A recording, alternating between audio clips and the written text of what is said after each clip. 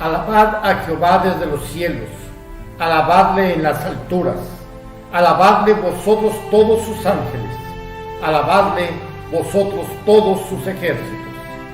La Iglesia Bautista Príncipe de Paz de Morelia, Michoacán, México, les da la más cordial bienvenida a este estudio bíblico y servicio de adoración a nuestro Dios. Vamos a comenzar, vamos a hacer una oración a nuestro Dios. Padre nuestro que estás en los cielos, Señor, te damos gracias. Te damos gracias, Señor, por todas las bendiciones derramadas sobre nosotros y te damos gracias por permitirnos estar reunidos a través de la tecnología para aprender más de ti y para escuchar tu palabra, Señor. Bendice al maestro de la escuela dominical, bendice a tu siervo que nos ha de traer el mensaje en este mediodía también, Señor. Bendice al grupo de alabanza también, Padre, que estará dirigiéndonos en esa alabanza a tu nombre, Padre. Que todo lo que se haga sea para gloria y honra tuya, y que el mensaje que tú tengas para nosotros a través del estudio bíblico y del mensaje, la predicación de tu palabra, sea guardada en nuestros corazones para que podamos llevarlo a la práctica todos los días de nuestra vida. Gracias, Señor, por esto. En el nombre de Cristo Jesús. Amén.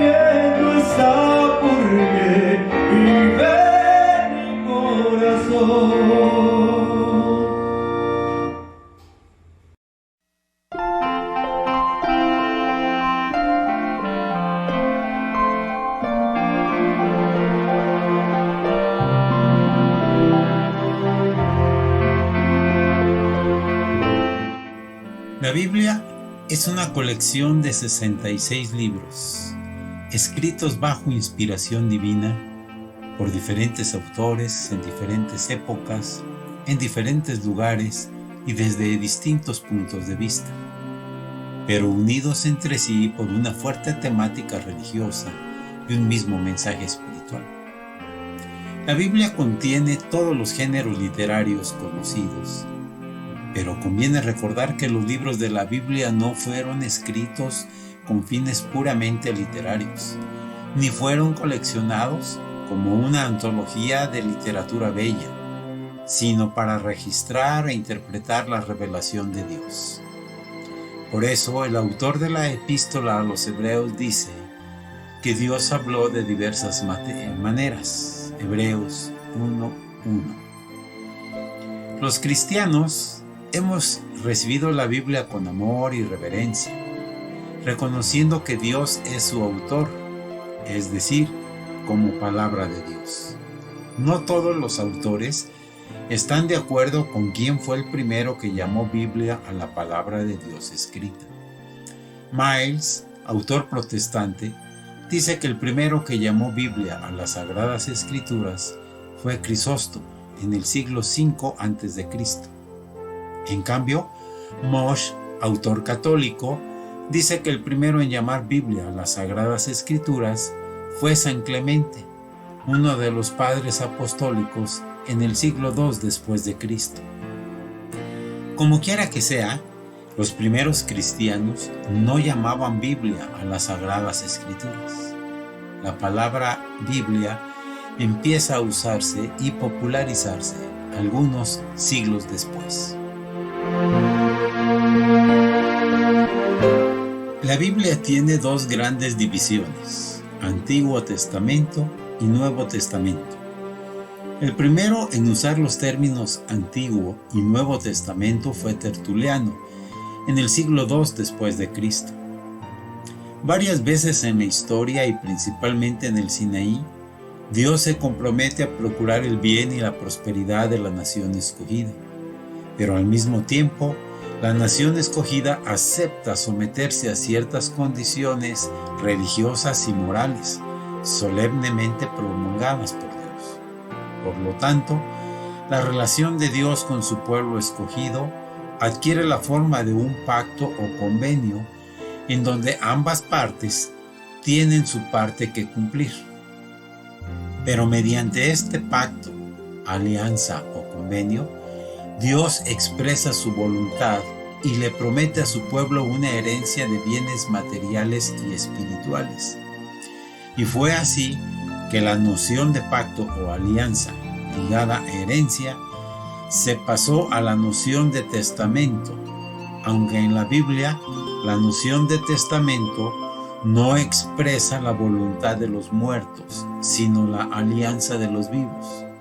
Por esto, hemos dicho que a estas dos partes de la Biblia se les puede llamar con toda propiedad Antiguo Testamento o Antiguo Pacto, Nuevo Testamento o Nuevo Pacto. En el Antiguo Testamento o Antiguo Pacto se mencionan algunos pactos establecidos entre jeques, reyes y sus pueblos. Por ejemplo, el de Abraham con Melquisedec, mencionado en el libro de Génesis, capítulo 14, versículos 13 y 24. El de Abraham con Abimelech, en el libro de Génesis, capítulo 21, versículos 22 al 34. El de Isaac con Abimelech, en Génesis 26, versículos 26 y 32.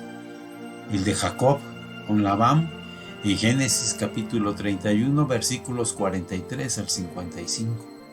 Y el de Salomón con Hiram, en primer libro de Reyes, capítulo 5, versículo 12.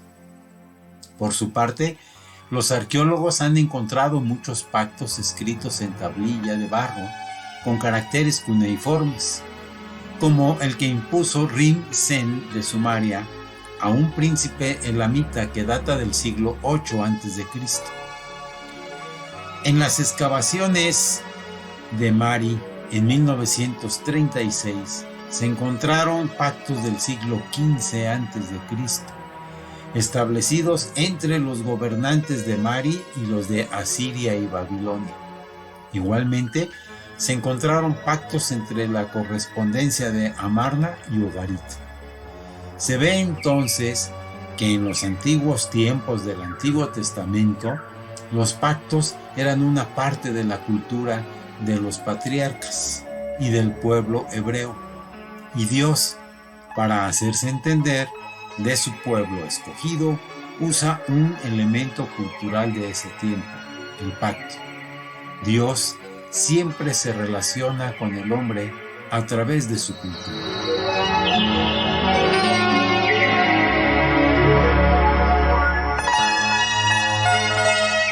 La Biblia originalmente no estaba dividida en capítulos y versículos. La Biblia que usaban los primeros cristianos no tenía capítulos ni versículos. La división en capítulos la hizo Esteban Langdon en el siglo XIII de nuestra era. Esteban Langdon fue profesor de la Universidad de París, fue arzobispo en Canterbury y posteriormente fue cardenal. Murió en 1228. La primera Biblia que apareció dividida en capítulos fue la llamada Biblia Parisiense. Esta Biblia era manuscrita, es decir, escrita a mano, porque la imprenta todavía no se inventaba. La división en versículos se hizo hasta el siglo XVI por Roberto Estienne. Este Roberto Estienne fue un erudito filólogo e impresor francés. Fue el segundo hijo de Enrique Estienne, fundador de una familia que por 3 generaciones se distinguió por la belleza de sus obras de arte en la imprenta. Roberto nació en París en 1503. Fue tipógrafo del rey Francisco I. Realizó magníficas ediciones de la Biblia en griego, hebreo y latín. Bajo el reinado de Enrique II, marchó a Ginebra con toda su familia. Allí se convirtió al protestantismo, abrazando el calvinismo. Murió en Ginebra en 1559. Esto explica por qué la Biblia que imprimió Juan Gutenberg en su imprenta tuviera capítulos, pero no versículos, porque los versículos todavía no se usaban cuando Gutenberg inventó la imprenta de tipos móviles. Vemos entonces que la división en capítulos y versículos no es de inspiración divina, y en algunos pasajes está mal hecha. Por ejemplo, obsérvense los 2 primeros capítulos del Génesis. El capítulo 1 termina en el versículo 31, pero de este modo interrumpe el primer relato de la creación, que en realidad debe terminar en el versículo 3 del capítulo 2.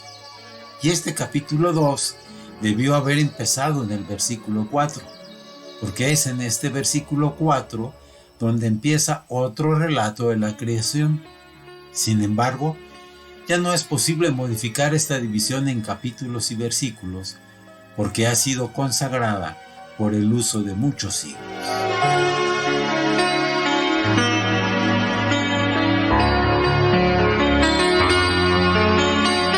Los libros del Antiguo Testamento se clasifican de la siguiente manera. Pentateuco, son 5 libros: Génesis, Éxodo, Levítico, Números y Deuteronomio. Libros históricos, son 12. Josué, Jueces, Ruth, Primero y Segundo de Samuel, Primero y Segundo de Reyes, Primero y Segundo de Crónicas, Esdras, Nehemías y Esther. Libros poéticos, son 5. Eclesiastés, Cantar de los Cantares, Job, Salmos y Proverbios. Libros proféticos, se dividen en profetas mayores y profetas menores. Los profetas mayores son 4: Isaías, Jeremías, Lamentaciones y Ezequiel. Y los profetas menores son 13: Daniel, Oseas, Joel, Amós, Abdías, Jonás, Miqueas, Nahum, Habacuc, Sofonías, Ageo, Zacarías y Malaquías. Los libros que nosotros los cristianos clasificamos como históricos, los judíos los clasifican como proféticos, y creo que tienen razón, porque la finalidad de estos libros no es relatar historia. Sus mensajes son básicamente religiosos. Contienen el relato de las relaciones de Jehová con su pueblo escogido, vistas a través de los ojos proféticos de sus autores. Estos libros, solo en segundo término, son históricos. En primer término, y como objetivo principal, sus autores tuvieron más interés en enseñar verdades religiosas que en relatar sucesos históricos. Estos libros reflejan una fe sublime en Jehová, el Dios de Israel, fe en sus planes para la nación y en el triunfo de esos planes de Dios. Hay la firme convicción de que en todos los sucesos de su historia están sostenidos por los ilimitados poderes del cielo, y que al final el triunfo será para ellos y no para los pueblos que no tienen a Jehová como su Dios sustentador. Los judíos vieron en estos libros la voz de los profetas hablando en nombre de Dios y no la voz de historiadores. Clasificarlos como históricos es darle más importancia a lo secundario que a lo primordial. Es darle más importancia a la historia humana que al mensaje de Dios que en ellos se proclama. Los libros que en nuestra versión Reina Valera se llaman Primero y Segundo de Crónicas, en otras versiones se llaman Primero y Segundo de Paralipómenos. En hebreo, estos libros se llaman Divrei Hayamim, que se traduce al español como Palabras de los días o acontecimientos diarios o anales.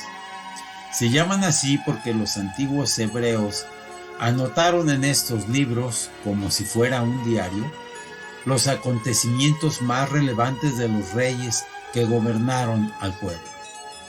Los 70 les pusieron a estos libros Paralipómenos, palabra que puede traducirse al español como cosas omitidas, porque según ellos, relatan acontecimientos o sucesos que se omitieron en los libros de los reyes. El nombre de Crónicas fue puesto a estos libros por San Jerónimo, al hacer su versión latina de la Biblia, conocida como Vulgata, en el siglo IV después de Cristo.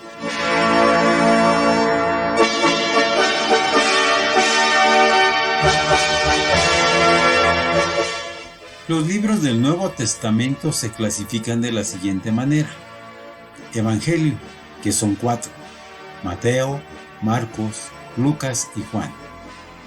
Histórico, un solo libro, llamado Hechos o Actos de los Apóstoles.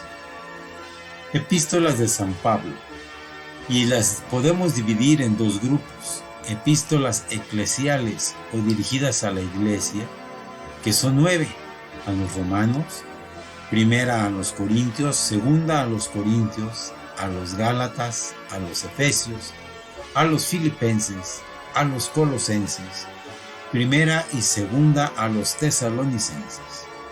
Y otro grupo serían las epístolas personales o pastorales, las cuales son 4. La primera y segunda a Timoteo, a Tito y a Filemón. La epístola a los hebreos, de la cual no sabemos quién fue su autor.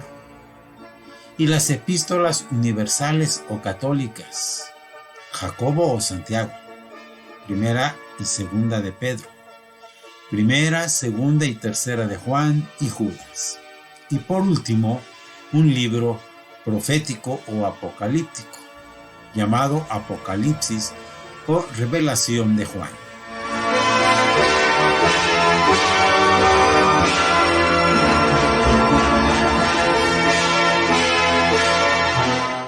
La Biblia fue escrita originalmente en diferentes materiales. Por ejemplo, los 10 mandamientos fueron escritos en piedra, como podemos ver en el libro de Éxodo, capítulo 34, versículo 28. Isaías escribió en una plancha de madera. Lo vemos en Isaías, capítulo 8, versículo 1. Ezequiel dibujó un mapa en un adobe de barro. Jeremías dictó a su secretario Baruch, quien escribió en un rollo posiblemente de cuero. Veamos Jeremías 36:4. Y Zacarías escribió en una tablilla, probablemente de cera, en Lucas 1:63. En la antigüedad, cuando no existía la imprenta, los libros se escribían a mano. Por eso se les llama manuscritos, del latín manu scripta, o escrito a mano. Y ya se pueden imaginar cuánto tiempo se necesitaba para escribir una Biblia completa. Ninguno de los escritos originales autógrafos, escritos de mano y puño de los autores de los libros de la Biblia existen. Todos están perdidos. El Éxodo que escribió Moisés, los Salmos que escribió David, el Eclesiastés que escribió Salomón, o la profecía que escribió Isaías, o las que escribieron los otros profetas, no existen. La pérdida de estos documentos autógrafos se puede explicar por el hecho de que los judíos no podían usar en la liturgia del templo o de las sinagogas manuscritos deteriorados por el mucho uso, pero tampoco podían destruir porque eran sacrilegio. Simplemente los guardaban en lugares especiales para ellos, llamados geniza, y en esos lugares acababan de destruirse por la acción del tiempo, del polvo o de la humedad. Lo que tenemos ahora son copias de copias.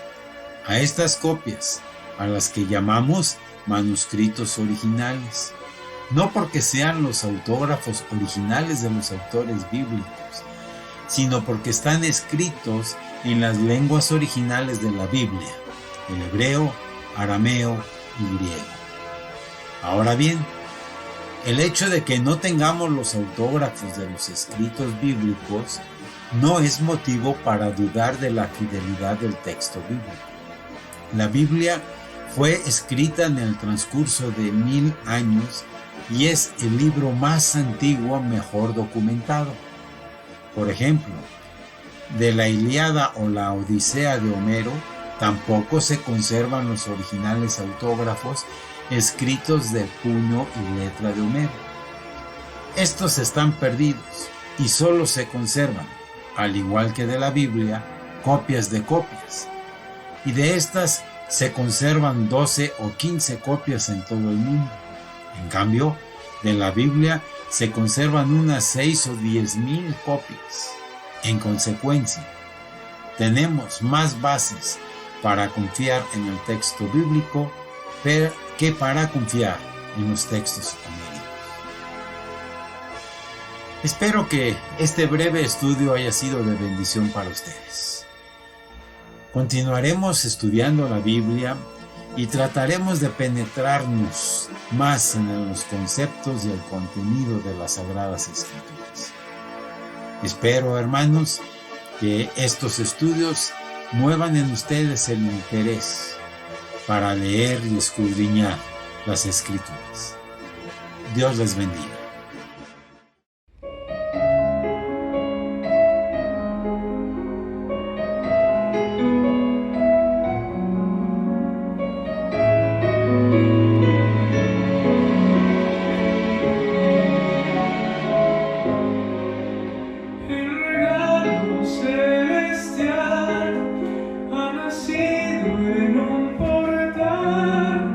En humilde condición.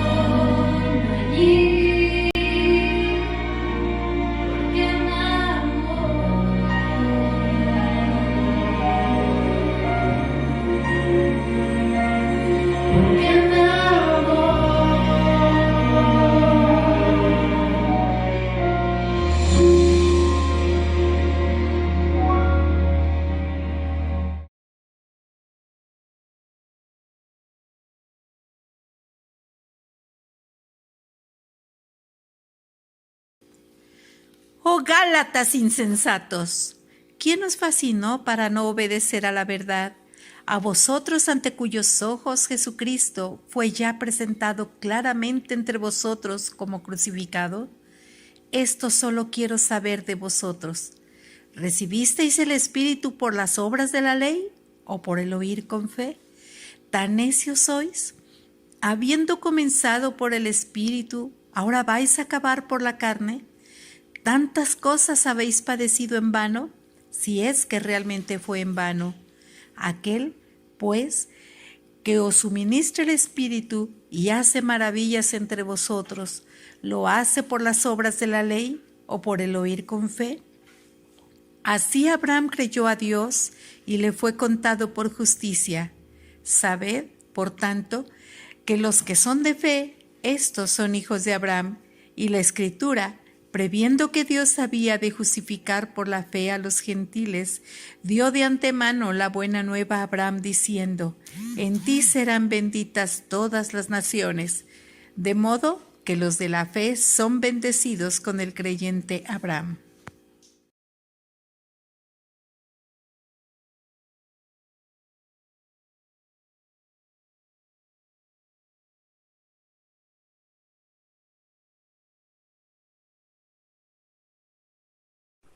Hola, muy buenos medios días, queridos hermanos de la Iglesia Príncipe de Paz.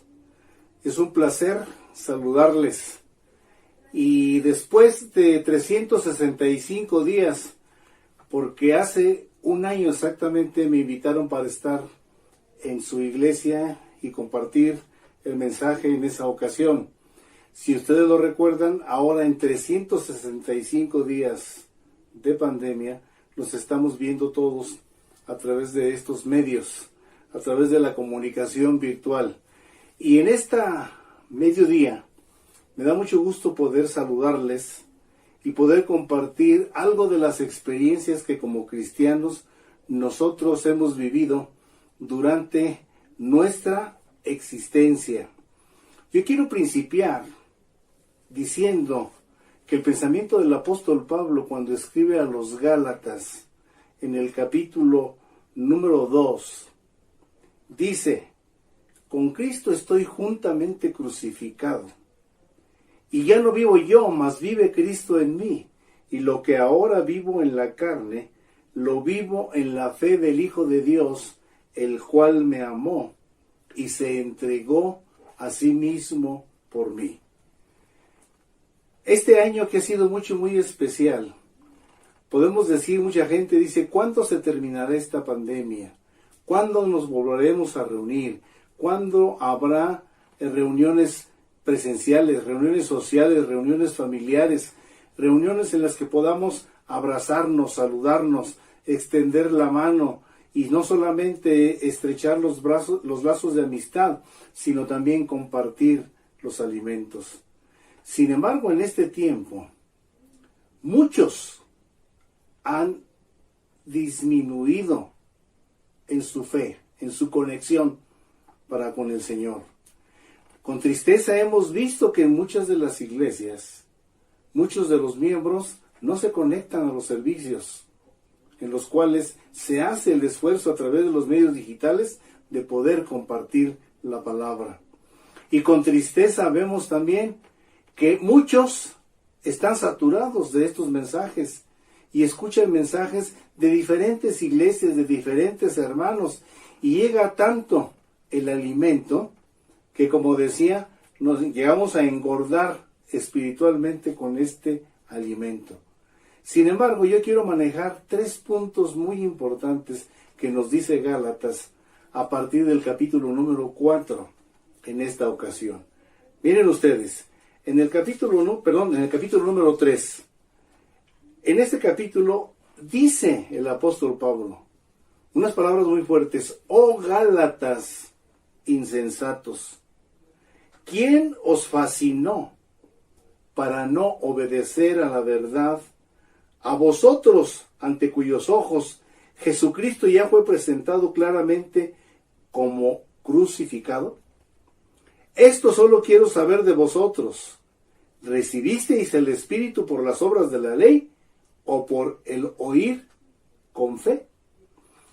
La historia de los Gálatas es fascinante porque el apóstol Pablo les escribe y les habla a ellos en esta serie de mezcolanzas que hay de razas y de distintas atribuciones a cuál es el origen del vocablo de los Gálatas, esta iglesia que estaba ubicada en Galacia, y por estar ubicada en Galacia pensaban que eran griegos, pero no eran griegos, eran galos, y al ser galos, otros estudios y otros historiadores dicen que procedían de los druidas. Los druidas, alguien que ha estudiado el origen del Halloween, se va a ver que los causantes del Halloween eran los druidas, galos. Pues estos gálatas tenían todo este tipo de idiosincrasia, y en ese sincretismo que tenían, escuchan el Evangelio. Pero la iglesia de Galacia se caracterizaba porque unos misioneros de Jerusalén, judaizantes, habían venido a decirles y a enseñarles, diciéndoles: si no se circuncidan, ustedes no van a ser salvos. Si no guardan la ley de Moisés, no van a ser salvos. Y esta discrepancia, a la cual yo les invito a que ustedes la analicen, la lean, desde el capítulo número 1, 2 y 3, se van a percatar de que aparentemente hay un pleito entre Pedro y Pablo. Y cuando este pleito pretende darse, el apóstol Pablo se ve precisado a ir a Jerusalén, a tener una reunión con los miembros más prominentes del grupo de apóstoles que estuvo con el Señor Jesús. Y cuando se reúne con ellos, fíjense que se reúne con los tres más prominentes. Se reúne con Juan, con Santiago, el hermano del Señor, y se reúne con Pedro. Fíjense bien con esa triada.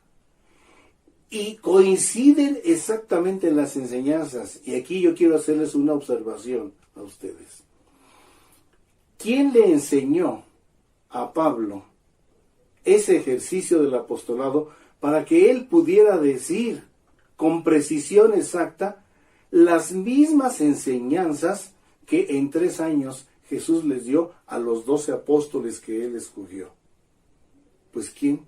Solamente el Señor Jesús. En esa conversión en el camino a Damasco, cuando se encontraron, cuando fue derribado de su cabalgadura, y que Saulo de Tarso, un judío de judíos, del linaje de Benjamín, fariseo de fariseos, muy recalcitrante y muy celoso, persiguiendo la iglesia, cae de rodillas y dice: Señor, ¿qué quieres que yo haga?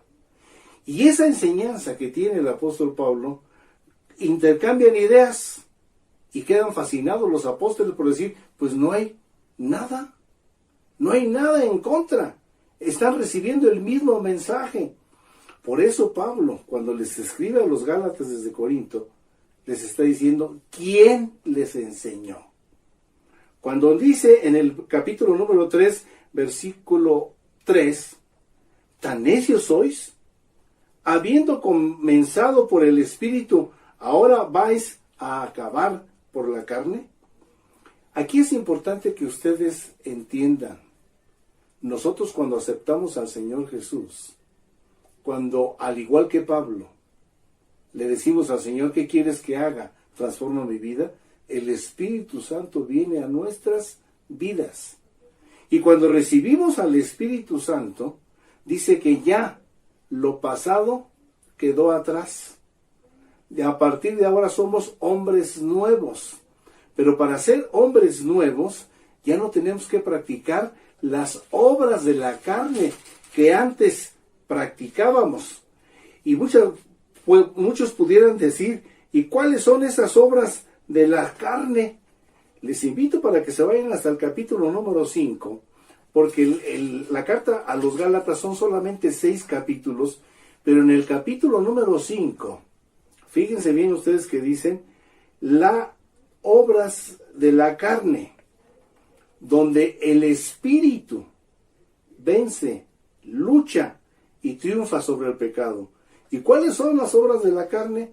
A ver si les son conocidas algunas de que el apóstol Pablo nos menciona.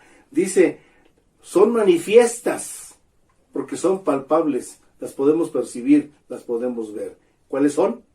Adulterio, fornicación, inmundicia, lascivia, idolatría, hechicerías, enemistades, pleitos, ira, contiendas, disensiones, herejías, envidias, homicidios, borracheras, orgías y cosas semejantes a estas, acerca de las cuales, dice el apóstol, os amonesto. Pero déjenme decirles algo muy importante, se los quiero advertir, que los que practican tales cosas no heredarán el reino de Dios. Por eso el apóstol Pablo les dice, ¿por qué sois tan insensatos? Y en este tiempo, muchos podríamos decir, ¿quién me ve?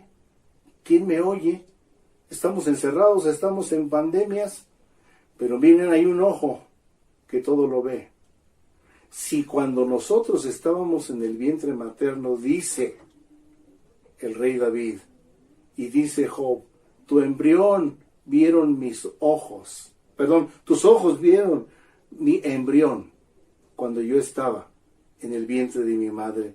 Entonces, dice que estas partes que vamos a acabar por las obras de la carne, dice el versículo 4, ¿tantas cosas habéis padecido en vano? Si es que realmente fue en vano. En estos 365 días de pandemia, muchos hermanos no han salido de sus casas. Por miedo, por precaución, por atender a las indicaciones de la familia y de las autoridades de salud, pero muchos de estos hermanos están cimentados en su fe, porque desde ese enclaustro en el cual están ellos siendo sometidos por precaución, muchos de nuestros hermanos están diciendo, no es en vano, porque mi fe se basa en el evangelio que yo recibí de Jesucristo, y ese evangelio que yo recibí de Jesucristo, en las circunstancias que sean, dice, no se turbe vuestro corazón, ni tenga miedo. El miedo es lo que ahorita está prevaleciendo en medio de mucha gente. Lo podemos ver a partir de este día. Dicen las autoridades que solamente las gentes que están citadas, que se hayan inscrito para recibir la vacuna, son los que los van a recibir previa cita. Y con profunda tristeza y con grande desorganización, hemos visto que mucha gente acude. ¿Por qué? Por miedo. Porque creen que teniendo ya la vacuna, ya van a ser inmunes. Pero el cristiano que tiene los pies bien firmes y en la fe de nuestro Señor Jesucristo, no tiene miedo, ni tiene ansiedad. ¿Que estamos atribulados? Sí. ¿Que estamos desesperados? Pues no estamos desesperados, porque estamos confiados en lo que el Señor nos va a dar. Recuerden ustedes, hay un organismo mundial. Ese organismo se llama ONU, Organización de las Naciones Unidas, cuyo principio principal es luchar por la paz en el mundo. Hoy celebramos el natalicio del Benemérito de las Américas, cuya frase célebre es: el respeto al derecho ajeno es la paz. Y este organismo internacional y este benemérito mexicano, llamado el Benemérito de las Américas Benito Juárez, tienen un concepto de la paz que encuadra muy bien en su contexto. Pero la paz que el cristiano tiene al conocer al Señor Jesús en medio de cualquier circunstancia es una paz ilimitada. Es una paz que dice: mi paz os dejo, mi paz os doy, pero yo no se las doy como el mundo se las da. No se turbe vuestro corazón, ni tenga miedo. No somos inmunes, no somos exentos de ser contagiados por esta pandemia, pero tenemos una confianza en el Señor, que caerán a mi diestra 1000, a mi siniestra 10,000, pero dice la Biblia, a ti no llegará. Pero si dice que a ti no llegará, es porque yo confío en las promesas del Señor Jesús. Por eso quiero repetirles el versículo 4. ¿Tantas cosas habéis padecido en vano? Si es que realmente, dice, fue en vano. Pero el versículo 5 continúa diciendo, aquel pues que os suministra el Espíritu y hace maravillas entre vosotros, ¿lo hace por las obras de la ley o por el oír con fe? Miren ustedes, el concepto de fe, dicen que la fe es por el oír. Y el oír es, ¿qué es lo que yo escucho para que pueda tener fe? El oír es, ¿qué? La palabra de Dios. Porque yo recuerdo, hace más de 500 años, hubo un hombre que vivió ciegamente, haciendo obras, haciendo méritos propios, ayunando, hincándose, visitando a los pobres, lacerando su cuerpo. Ese monje se llamó Martín Lutero. Pero un día empezó a leer las Escrituras y empezó a leer un pasaje del Antiguo Testamento de Habacuc, capítulo 2, versículo 4, donde dice que el justo por la fe vivirá. Y cuando nosotros vemos que ese versículo de Habacuc se vuelve a repetir en Gálatas y se vuelve a repetir en Romanos, no nos queda la menor duda de que le iluminó la mente a Martín Lutero y con su fe pudo publicar 95 tesis diciéndole, esto que ustedes están diciendo como iglesia absoluta y mayoritaria en este tiempo es mentira. No se pueden pagar indulgencias. Y pega con valor, con decisión, pero con conocimiento y con base en la Biblia, 95 tesis en el templo. Pero Martín Lutero está convencido de que el justo va a ser justificado por la fe. Por eso dice aquí, lo hace, la última parte del capítulo 3, versículo 5, lo hace por las obras de la ley o por el oír con fe. Y nos menciona históricamente Pablo en esta parte, Abraham creyó a Dios y le fue contado por justicia. Sabed por tanto que los que son de fe, estos son hijos de Abraham. Y la Escritura, previendo que Dios había de justificar por la fe a los gentiles, dio de antemano la buena nueva a Abraham, diciendo, en ti serán benditas todas las naciones. De modo, hermanos, que los de la fe son bendecidos con el creyente Abraham. Nosotros como niños siempre cantamos un corito que decía, nuestro padre Abraham, nuestro padre Abraham. Y muchos de ustedes lo han cantado. Porque reconocemos que padre Abraham creyó por fe a sus casi 100 años que iba a tener un hijo de promesa. Pero sí tuvo un hijo, el hijo de la carne inducido por Sara, que le permitió que a través de Agar, la esclava egipcia, tuviera a Ismael. E Ismael, que fue el primogénito, pero no el hijo legítimo ni de la promesa, ¿sí? Es el originario del grupo de los árabes. Y ese pleito entre medios hermanos prevalece hasta nuestros días. Sin embargo, miren ustedes, cuando andamos en el Espíritu, ya no debemos de practicar las obras de la carne, porque el Espíritu Santo ya mora en nosotros. Nosotros encontramos ahorita que necesitas ir, muchas enseñanzas, necesitas ir a un encuentro para recibir el Espíritu. necesitas estar en determinado lugar, necesitas escuchar a determinado apóstol, profeta, enviado, ungido.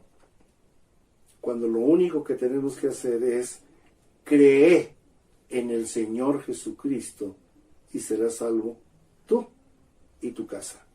Y esa es la promesa que Dios le hizo cuando cuando Saulo de Tarso se doblega y le dice al Señor: ¿qué quieres que yo haga? ¿Qué quieres que yo haga? Pues cree en mí. Y el Señor le da a conocer lo que tiene. Pero miren ustedes, andar en el Espíritu es obedecer al Señor en todo.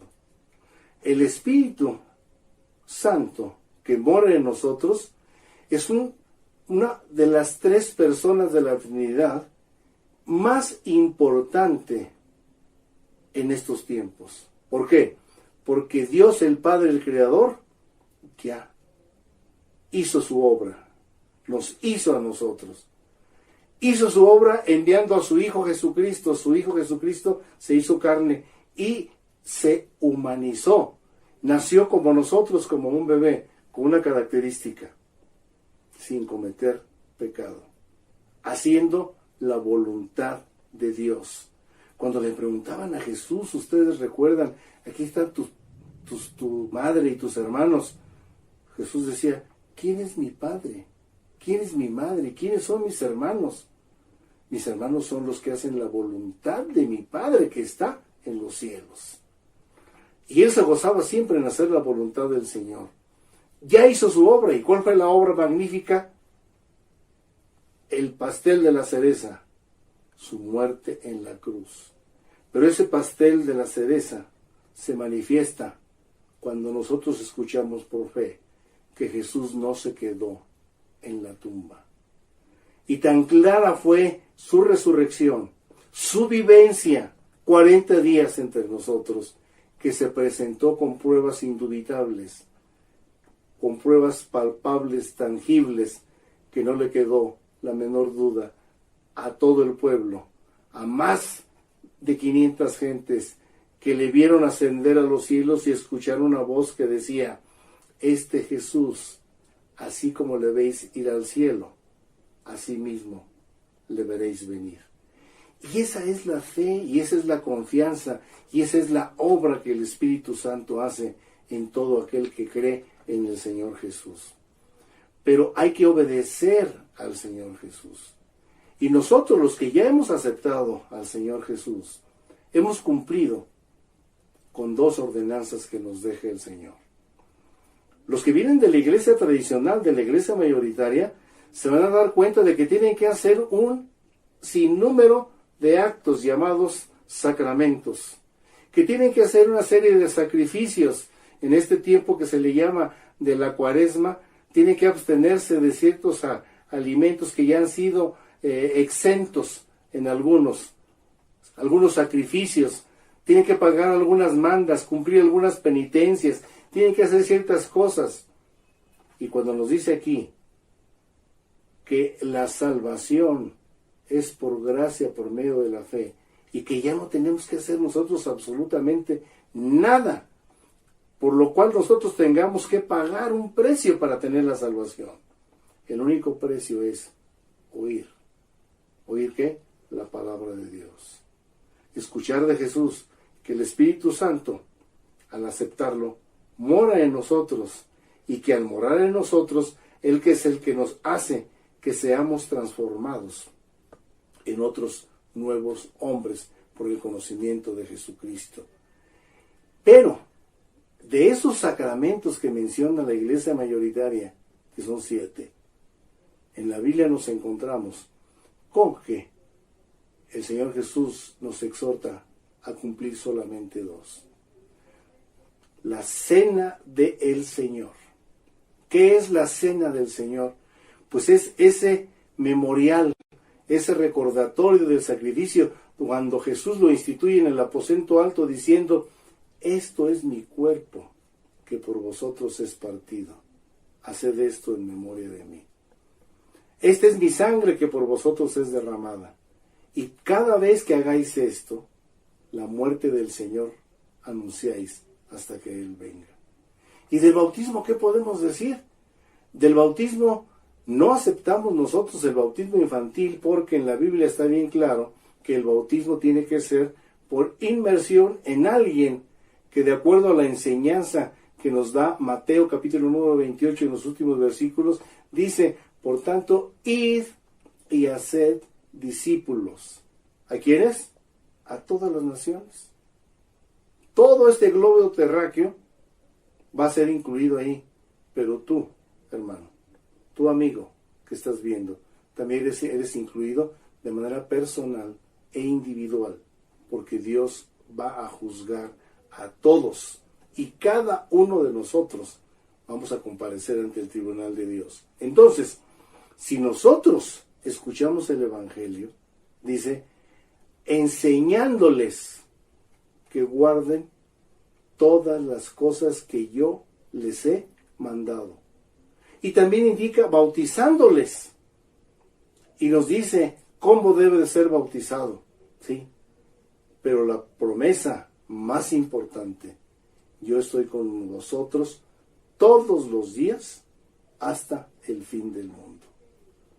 Nosotros llevamos 365 días de incertidumbre, porque si nos ponemos a pensar qué va a pasar mañana, se terminará la pandemia, bajarán los contagios, disminuirán las muertes de familiares, podremos siquiera hacer un culto presencial para un querido hermano, para un querido amigo, para un familiar que ya partió a causa de este COVID-19. Hay incertidumbre, pero nosotros tenemos fe y tenemos confianza en que ese creador y sustentador, como el mismo apóstol Pablo lo dice, todo lo puedo en Cristo que me fortalece, es el que nos va a dar la paz, la seguridad y la tranquilidad para poder soportar, y que esto no sea en vano. Yo les invito, hermanos, a que lean estos 5 capítulos. De una vez los 6, son 6 para que lean toda la carta del apóstol Pablo a los Gálatas, pero empiecen a fijarse, y cada capítulo, cada versículo, cada frase, se la apliquen a su vida. ¿Cómo eran ustedes antes de conocer al Señor? ¿Cómo son ahora? ¿Cómo pueden llegar a ser, si es que quieren obedecer al Señor Jesús? Nuestra comunión con el Padre es diaria. Nuestra oración por nuestros hermanos, incluyéndolos a ustedes, es unos por otros, especialmente por los de la familia de la fe.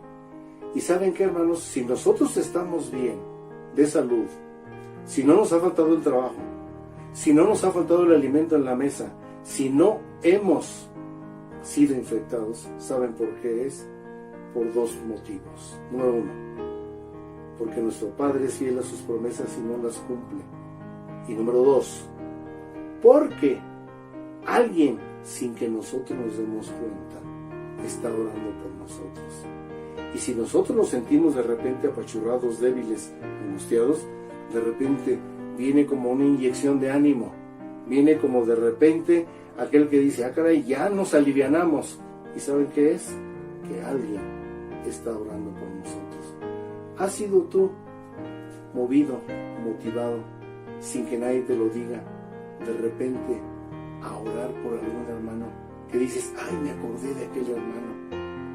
No es que tú te hayas acordado, es que el Espíritu Santo está moviendo para que tú ores por él. Orar unos por otros, vivir unos por otros. Y se va a hacer realidad, queridos hermanos, la promesa que el salmista nos dice: mirad cuán bueno y cuán delicioso es habitar los hermanos juntos en armonía. ¿Saben por qué? Porque ahí envía Jehová bendición y vida eterna. Mi deseo, la oración para nuestros amigos, para nuestros hermanos, para mis contemporáneos de esa amada iglesia, para los que nos están viendo, es que Dios nos dé la oportunidad de volver a convivir y seguir sirviendo al Señor donde Él nos ha puesto. Adelante, queridos hermanos. El nombre de su iglesia tiene uno de los títulos que cuando vino a este mundo el Señor Jesús recibió por parte de los ángeles del cielo. Y será su nombre admirable, consejero, Dios fuerte, Padre eterno, príncipe de paz. Queridos hermanos, Iglesia Príncipe de Paz, que la paz del Señor esté con ustedes. Dios los bendiga y un gusto saludarles y les abrazo desde este lugar. Hasta luego.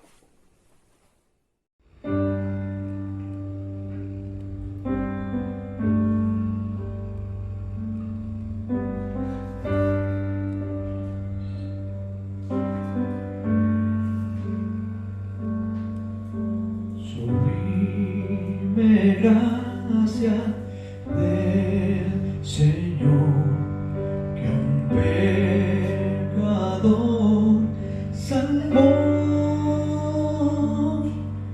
Fui ciego, mas hoy veo yo, perdido y me halló. Su gracia me enseñó a tener mis dudas ahuyentó. Oh, cuán precioso fue a mi ser cuando Él me transformó. Él me libró, me rescató, mi Salvador por mí murió. Hoy puedo ver la salvación, cuán grande Dios, sublime amor.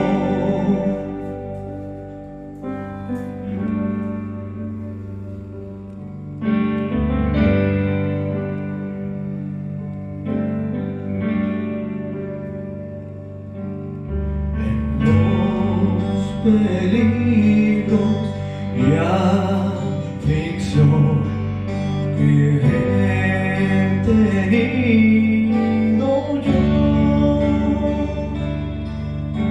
su gracia siempre me libró y me guiará hasta el fin. Él me libró,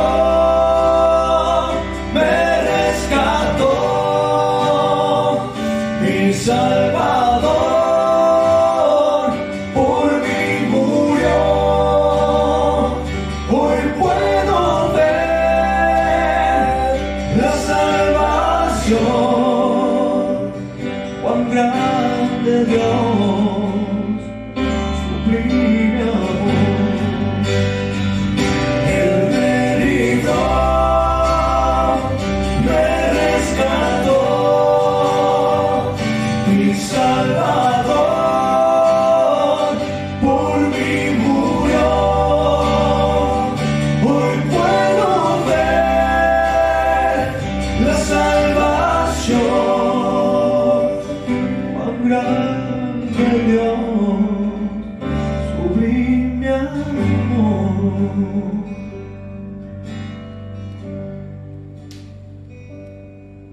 Y cuando el Señor por siglos mil brillando esté cual sol,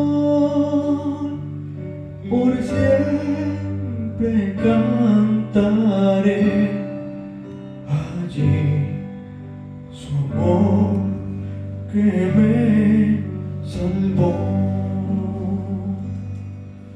Por siempre cantaré